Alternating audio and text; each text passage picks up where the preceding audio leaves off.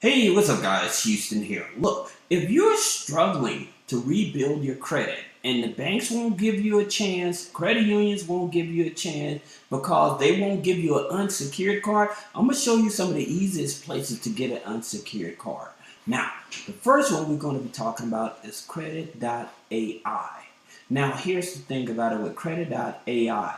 They make it so simple for people to get qualified for this card. The reason is all you have to do is have an active bank account.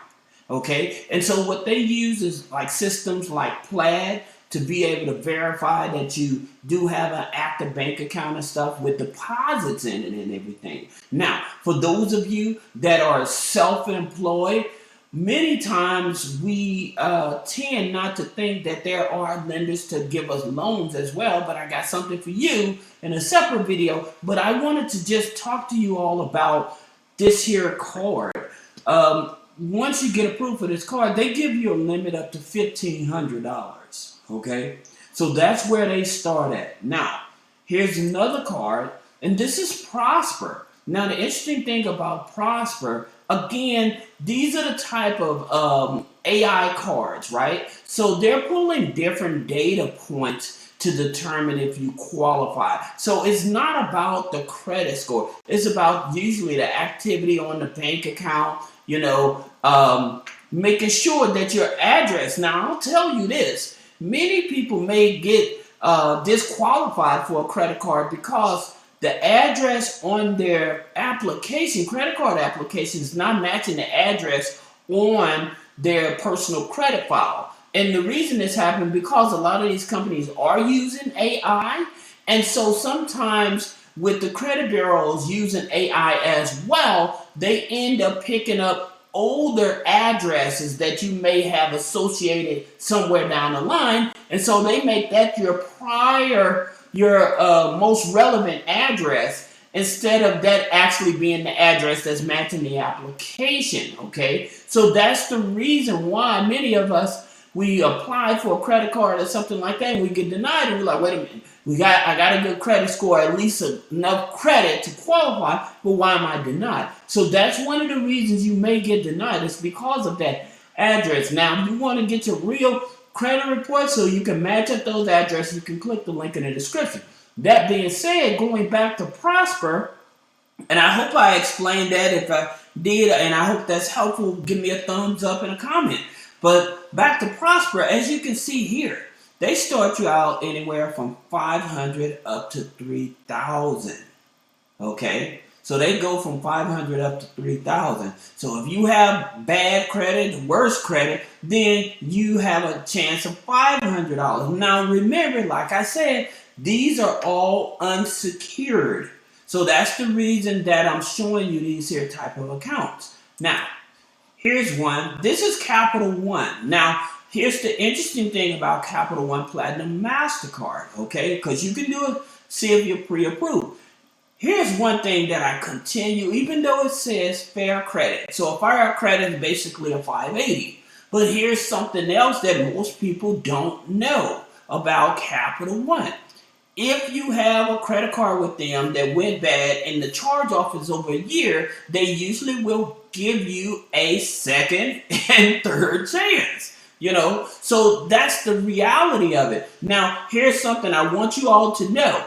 If you have a charge-off Capital One account and it says zero balance, then that's not calculated into your FICO score anymore.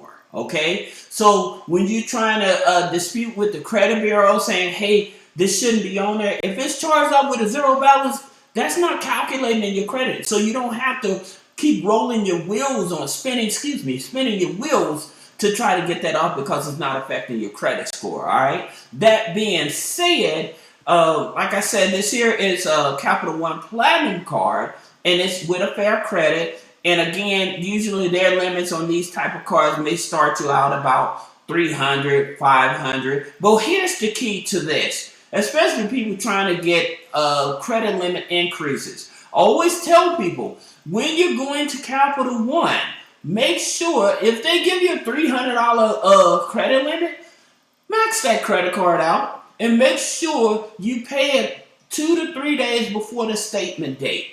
Okay, pay it off 2 to 3 days before the statement date. Or what you can do, you have a $300 credit card. Then what you want to do, you want to make payments on it every week. Okay, make payments on it every week, but make sure that it's paid off before the statement date. All right. The reason is the more you use the card, and the faster you can pay it off, giving it 90 days. Then what they'll do, they will increase your credit limit. And how you do that is you're going to go into the app or even online, and then you're going to update your income. Now, this is very important, and this is another reason people get denied, because people may have a spouse in the household, okay? And they do not include that spouse's income because they ask for overall household income. So when you're married and you have a spouse, then that income is commingled with your income. Now, if you're on welfare or on disability and you have a house and you're renting out a room and they're paying you income, you need to include that income on the application as well. Now, I'm not telling you to be facetious or manipulative about the situation. I'm just telling you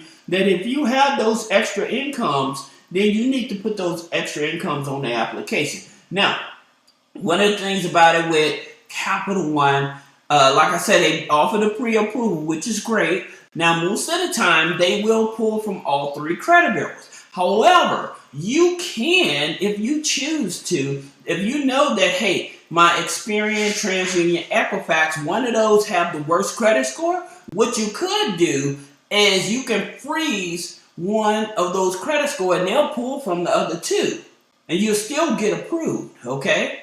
So just keep that in mind. Now, that being said, one other thing about Capital One, like I said, since it's a fair credit score about a 580, you also may qualify for the business credit card over here as well. So that's also an option for you too. So that way you get 2 credit cards, one for the business and one for you personally.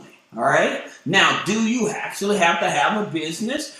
No. So you don't have to have an EIN number to actually apply for this business credit card. But you do need at least a 580 credit score. Okay. Now, the next credit card we're talking about is Avail. Okay, and as you can see here, they do have an annual fee of set from $0 to $75 for their membership, annual membership fee. All right, but here's the thing about it: as you can see, their limits go from 300 up to 3,000.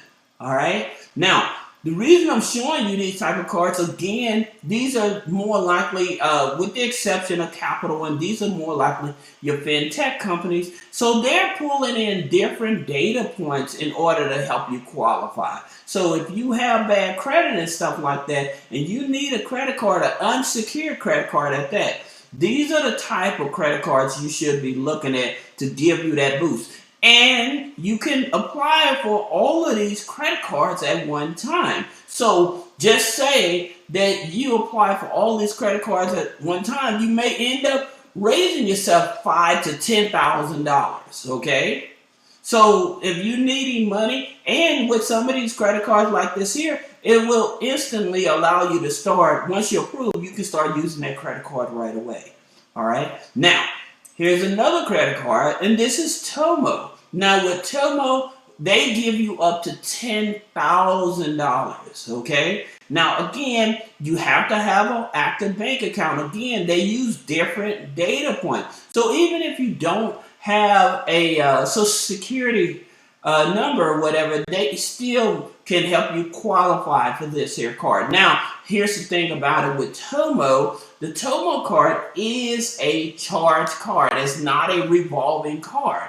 However, because they may give you a higher limit, again, I would tell you to utilize the card and pay it off because it's definitely going to help you boost up your credit. And again, the strategy I said in reference to the card, when you get qualified for the card, you use the card and you make weekly or bi-weekly payments, or make sure that you have it all the way paid off before the statement date. All right. Now, for those of you that may have questions about business credit funding, personal credit funding, removing negative items off of the credit, click the link in the description. Schedule a one-on-one consultation.